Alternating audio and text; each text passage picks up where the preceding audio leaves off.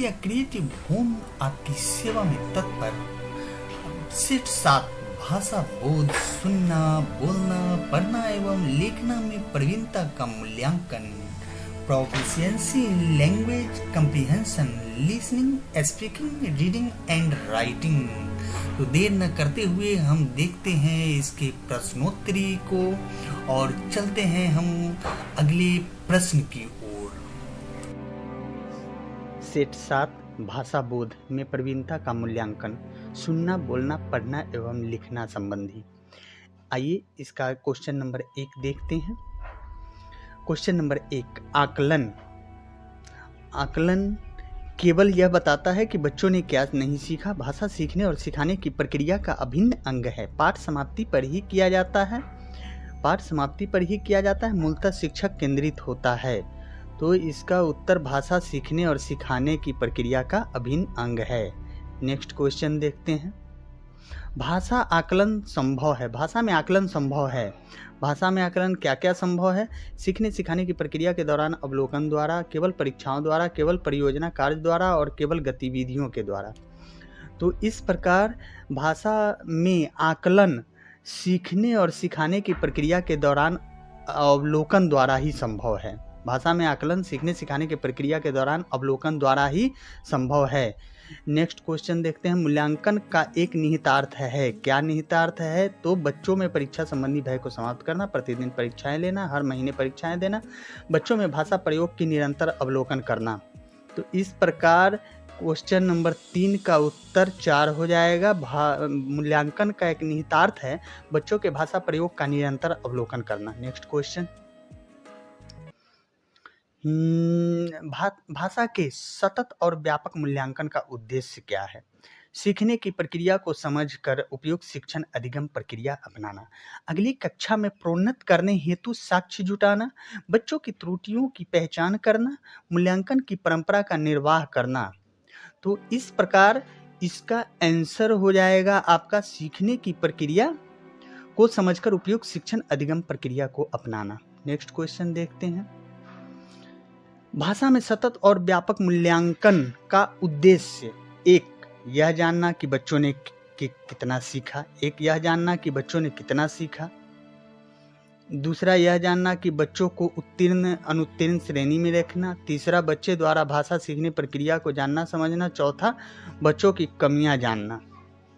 तो इस प्रकार यह चारों में इसका उत्तर हो जाएगा आपका क्वेश्चन नंबर 5। भाषा में सतत और व्यापक मूल्यांकन का उद्देश्य है बच्चों द्वारा भाषा सीखने की प्रक्रिया को जानना और समझना। Next question. मूल्यांकन का प्रयोजन है। मूल्यांकन का क्या प्रयोजन हो सकता है? बच्चों को डर के दबाव में अध्ययन के लिए प्रेरित करना, बच्चों को धीमी गति से सीखने वाले, होशियार, सम्यात्मक छात्र आदि वर्गों में विभाजित करना, बालक के विकास के हर पक्ष का मूल्यांकन करना, उन बच्चों की पहचानना जिन्हें उपचारात्मक शिक्षण की आवश्यकता है। तो इस प्रकार 6 मूल्यांकन का प्रयोजन, यह संबंधी क्वेश्चन का उत्तर हो जाएगा बालक के विकास के हर पक्ष का मूल्यांकन करना। नेक्स्ट क्वेश्चन देखते हैं। सतत और व्यापक मूल्यांकन का मुख्य रूप से खाली स्थान पर बल देता है। बच्चों में सुधार के लिए लगातार परीक्षण करना, बच्चों के व्यवहार का सतत अवलोकन करना, मस्तिष्क, हृदय और हाथ की शिक्षा पर कमजोर अयोग्य विद्यार्थियों के उच्च स्तर पर प्रोन्नत करने हेतु। तो इस प्रकार यह 2 हो जाएगा, बच्चों के व्यवहार का सतत अवलोकन करना। सतत और व्यापक मूल्यांकन मुख्य रूप से बच्चों के व्यवहार का सतत अवलोकन करने पर ही बल देता है। नेक्स्ट क्वेश्चन देखते हैं। सतत और व्यापक मूल्यांकन की शुरुआत में मूल्यांकन व्यवस्था के बच्चों के संपूर्ण व्यक्तित्व को ज़्यादा प्रदर्शित करने वाला बनाया है। बहुत अधिक विवरण में सम्मिलित करते हुए जटिल बनाया है। आज पोस्ट बनाया है क्योंकि विद्यार्थी निश्चित रैंक को जाना नहीं जा सकता है। केवल शैक्षणिक क्षेत्रों का निष्पादन के लिए विश्लेषण करना। तो इस प्रकार यह क्वेश्चन का उत्तर हो जाएगा बच्चों के संपूर्ण व्यक्तित्व को ज़्यादा प्रदर्शित करने वाला बनाया है। Next question. भाषा, हिंदी भाषा के सतत और व्यापक मूल्यांकन के संदर्भ में कौन सा कथन उचित नहीं है? यह बच्चों के संदर्भ में ही मूल्यांकन करता है या बच्चों को उत्तीर्ण अनुत्तीर्ण श्रेणियों में विभाजित करता है, विश्वास रखता है, विभाजित करने में विश्वास रखता है। सतत और व्यापक मूल्यांकन की सीखने की क्षमता और तरीकों के बारे में जानकारी देता है। यह बताता है कि बच्चों को किस तरह की सहायता की ज़रूरत है। तो इस प्रकार यह बताता है सहायता की ज़रूरत है, तो यह हो जाएगा यह बच्चों को उत्तीर्ण अनुत्तीर्ण श्रेणियों में विभाजित करने में विश्वास रखता है। नेक्स्ट क्वेश्चन देखते हैं। आशा का आकलन की प्रक्रिया पाठ के अंत में दिए गए अभ्यास के माध्यम से होती है, सीखने सिखाने के दौरान भी चलती है, केवल बच्चों का निष्पादन जानने के लिए होती है, केवल शिक्षक का निष्पादन जानने के लिए होती है। तो इस प्रकार इस क्वेश्चन का आंसर हो जाएगा सीखने और सिखाने के दौरान भी चलती है। मतलब आशा भाषा का आकलन की प्रक्रिया या आशा का आकलन की प्रक्रिया। सबसे पहले हम इस पे जोड़ देंगे, तो हमें लगता है कि यह भाषा होना चाहिए, जो कि आशा है, यह भाषा होगा। भाषा याद रखेंगे, भाषा के आकलन की प्रक्रिया सीखने और सिखाने के दौरान भी चलती है। भाषा के आकलन की प्रक्रिया सीखने और सिखाने के दौरान। नेक्स्ट क्वेश्चन, भाषा में आकलन करते समय आप किसे सबसे कम महत्व देंगे? 1, प्रश्न का निर्माण करना, परिचर्चा, सृजनात्मक लेखन, प्रश्नों का उत्तर लिखना। तो इस प्रकार क्वेश्चन नंबर 11 का 1 हो जाएगा आंसर, प्रश्नों का निर्माण करना। नेक्स्ट क्वेश्चन चलिए देखते हैं। भाषा आकलन में कौन सा तत्व सर्वाधिक महत्वपूर्ण है? 1, सुलेख, भाषा संरचना पर आधारित प्रश्न, विविध अर्थ वाले प्रश्न पूछना, स्रोत लेख। तो इस प्रकार भाषा आकलन में भाषिक संरचना पर आधारित प्रश्न, यह तत्व सर्वाधिक महत्वपूर्ण है। चलिए नेक्स्ट क्वेश्चन देखते हैं। हिंदी भाषा में मूल्यांकन के संचित अभिलेखों में होना चाहिए विद्यार्थी की उपस्थिति और चिकित्सा रिकॉर्ड, विद्यार्थियों द्वारा प्रदर्शित अनुशासनहीनता की घटनाओं का रिकॉर्ड, विद्यार्थियों की रुचि और क्षमता और सामाजिक समायोजनों के प्रगतिशील विकास का रिकॉर्ड, किसी भी विशिष्ट दिन विद्यार्थी के व्यवहार का रिकॉर्ड।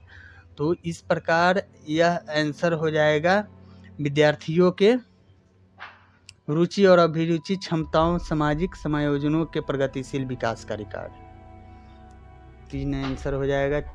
नेक्स्ट क्वेश्चन, मौखिक भाषा के आकलन का सर्वोत्तम तरीका 1, अंताक्षरी है, 2, प्रश्नों के तयशुदा उत्तर देना है, 3, अनुभव बांटना व बातचीत करना है, 4, किताब पढ़ना है। तो इस प्रकार इसका उत्तर हो जाएगा अनुभव बांटना व बातचीत है। मौखिक भाषा के आकलन का सर्वोत्तम तरीका अनुभव बांटना व बातचीत करना है। नेक्स्ट क्वेश्चन देखते हैं। हिंदी भाषा में सतत और व्यापक मूल्यांकन करते समय आप किस बात पर विशेष ध्यान देंगे? 1, शुद्धवर्ती, परियोजनाकार, शुद्धोच्चारण विभिन्न संदर्भों में भाषा प्रयोग की कुशलता। तो हम विभिन्न संदर्भों में भाषा प्रयोग की कुशलता पर विशेष ध्यान देंगे। नेक्स्ट क्वेश्चन, बच्चों की भाषिक अभिव्यक्ति के आकलन के लिए किस तरह के प्रश्न सहायक नहीं है? बहुविकल्पीय, लघु उत्तरात्मक, निबंधात्मक, सारांश प्रस्तुत करना। तो इस प्रकार यह बहुविकल्पीय हो जाएगा। बहुविकल्पीय यह प्रश्न सहायक नहीं है भाषिक अभिव्यक्ति के लिए। नेक्स्ट क्वेश्चन देखते हैं। पाठक नेक्स्ट क्वेश्चन, पाठ्य नॉट पाठक, यह पाठ्य होगा। पाठ्य कुशलता का मूल्यांकन करने के लिए आप क्या करेंगे? तो पढ़ी गई सामग्री पर तथ्यात्मक प्रश्न पूछेंगे, पढ़ी गई सामग्री पर प्रश्न बनवाएंगे, पुस्तक के किसी भी पाठ की पंक्तियां पढ़वाएंगे, बच्चों से जोर जोर बोलकर पढ़ने के लिए कहेंगे जिससे उच्चारण की जांच हो सके। तो इस प्रकार यह इस क्वेश्चन का आंसर हो जाएगा आपका पुस्तक के किसी पाठ की पंक्तियां पढ़वाएंगे। नेक्स्ट क्वेश्चन देखते हैं। नाटक शिक्षण में सतत और व्यापक मूल्यांकन के लिए निम्नलिखित में से कौन सा सर्वाधिक महत्वपूर्ण है? 1, लिखित परीक्षा, मुख्य संवादों का सुंदर रूप से लिखना, पढ़े गए नाटक का मंचन, पात्रों का चरित्र चित्रण लिखना। तो इस प्रकार 18 के 3 पढ़े गए नाटक का मंचन करना, नाटक शिक्षण में सतत और व्यापक मूल्यांकन के लिए पढ़े गए नाटक का मंचन करना ही सर्वाधिक महत्वपूर्ण है। नेक्स्ट, बच्चों में लिखित कार्य के आकलन में सर्वाधिक महत्वपूर्ण है अभिव्यक्ति विचार, वर्तनी, वाक्य विन्यास, तत्सम शब्दों का प्रयोग। तत्सम शब्दों का प्रयोग, तो इसका उत्तर हो जाएगा आपका अभिव्यक्ति विचार।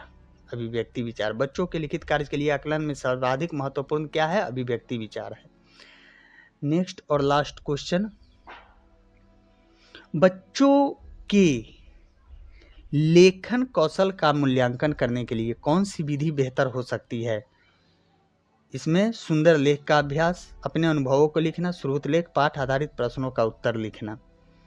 तो इस प्रकार 20वां क्वेश्चन का ऑप्शन सेकेंड ऑप्शन होगा अपने अनुभवों को लिखना।